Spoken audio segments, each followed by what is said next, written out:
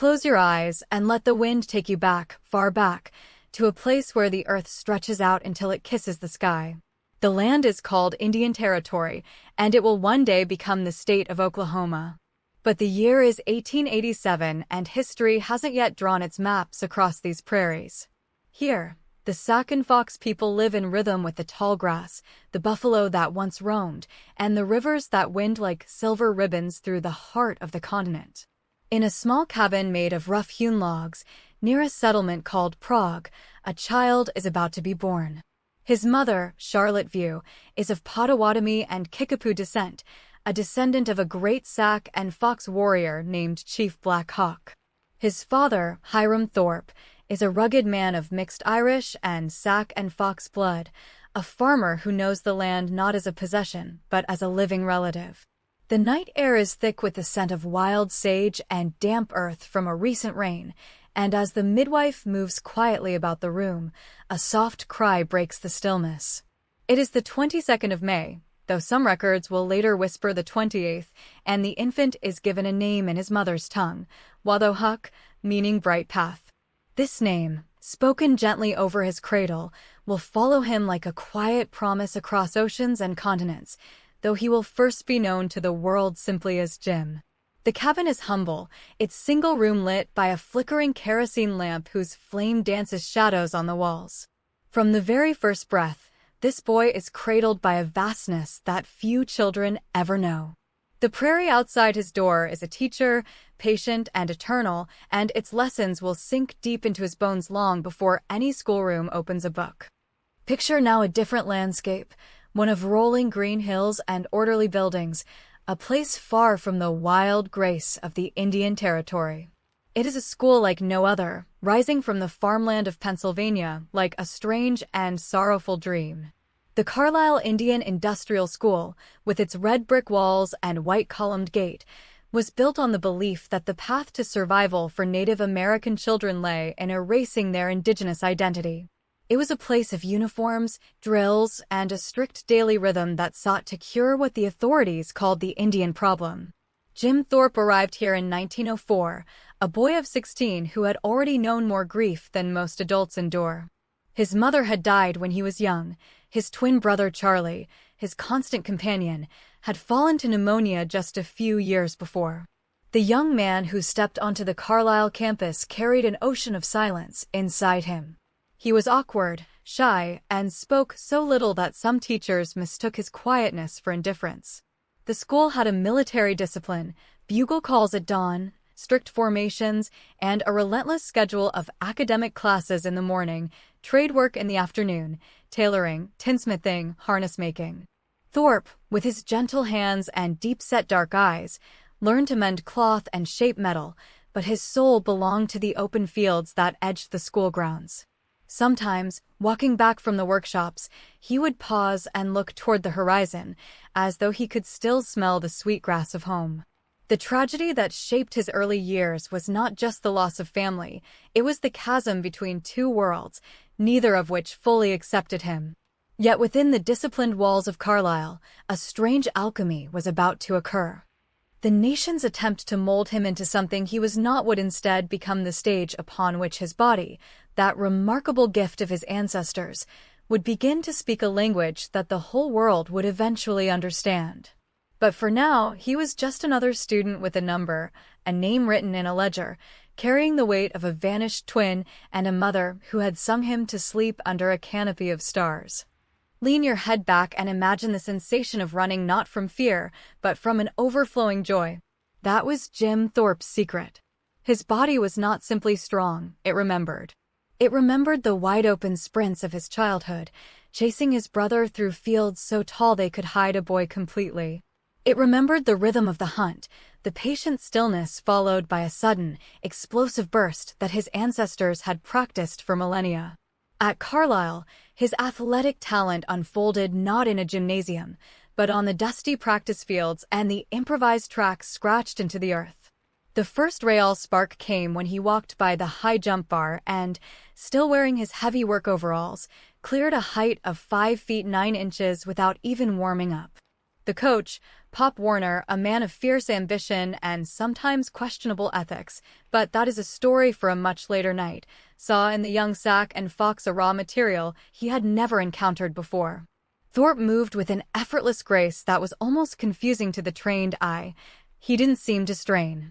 His muscles glided under his skin like water under ice. He could sprint like a deer, throw a ball farther than any man on the team, and kick a football with a sound like a thunderclap. In baseball, he could pitch a game and then hit a home run that soared beyond the outfield trees. But it was on the track that the wind truly called to him. He would run with his head tilted just slightly, as if listening to a distant song only he could hear. The other students, many of them also wrestling with the grief of being taken from their families, would pause to watch him. There was a poetry in his motion that defied the harsh geometry of the school. He was not conquered by the red bricks and bugle calls. Instead, he transformed their fields into a piece of the prairie. His body, that sacred archive of indigenous memory, was teaching him, and teaching the world, that strength is not always born from a fist, but sometimes from a memory of the wind, a memory that carries you forward long after your mind has forgotten you are running. Now let us travel together, moving eastward across the Atlantic in the early summer of 1912. Imagine a great ocean liner, its hull cutting through the gray-green swells, carrying a delegation of American athletes bound for the 5th Olympiad in Stockholm, Sweden. Among the well-dressed gentlemen in their straw hats and the hopeful runners and jumpers, there is a figure who draws curious glances.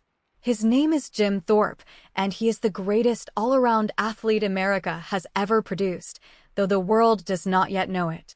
The journey is long, nearly 2 weeks at sea, and while other athletes train on the rolling deck, playing shuffleboard or jogging around the narrow passageways, Thorpe often remains still. He leans on the railing, watching the endless water, maybe thinking of the prairie, perhaps feeling the connection between the great ocean and the great plains that both speak in the same slow, patient voice. The ship is a floating island of nervous energy. Coaches clip stopwatches and talk of medals, of the mighty Swedish hosts who have prepared meticulously, of the legendary Finn, Hannes Kalamainen, who is expected to dominate the distance races. Thorpe listens to little of it. His training is not done with a whistle and a clipboard. He trains by resting his spirit. He will later remark that he only ever trained enough to stay fit, never to the point of exhaustion, trusting his body's innate wisdom. In the quiet of his cabin, he might have turned over a small leather ball or a worn photograph of home, anchoring himself before the storm. The ship stops in Antwerp, then glides into the Baltic Sea, threading through the archipelago of islands that guards Stockholm. The city itself rises like a fairy tale, spires and copper roofs, clean water, and everywhere the smell of pine and salt. The Olympic Stadium, built of warm red brick with fairy tale towers, awaits. When the American team marches in during the opening ceremony, Jim Thorpe carries the flag high, though his heart carries a quiet burden. Never before has a Native American been the standard bearer for the United States on such a stage. The weight of that flag is not measured in cloth, but in centuries of sorrow and the faint tremor of a path still seeking its brightness. And as the Swedish king looks down from the royal box, the man who will soon stand before him is still just a traveler, resting before the 7 days that will turn his name into legend. Breathe deeply now and let the gentle hush of a Stockholm evening carry you into the heart of the competition. The 5 events of the pentathlon were held on a single day, the 7th of July. Picture the great stadium filled with spectators, the air fresh and cool even in high summer. The long jump, the javelin throw, the 200-meter dash, the discus, and the 1,500-meter run, all 5 decided under that northern sky. Thorpe moved through them like a figure from an ancient dream. He won 4 of the 5 events outright, finishing only 3rd in the javelin, an implement he had barely practiced with a few months before. By sunset, he had secured the gold medal as if he were simply gathering wildflowers. But the decathlon, that supreme test of athletic completeness, still lay ahead. It spanned 2 days of deep physical trial. Imagine the soft light of the second day as he pulled on his shoes for the final event, the 1,500 meters. His body ached, Every athlete's body was a map of soreness. And yet, as the starting command came, he ran. He ran with that same tilted head, that same listening quality, and when he crossed the finish line, he had not only won the race, but had shattered the world record for the decathlon by an astonishing margin. The crowd erupted and then fell into a kind of odd silence. It was then that the story etched itself into eternity. As he stood on the podium to receive his 2 gold medals, King Gustav V of Sweden stepped forward.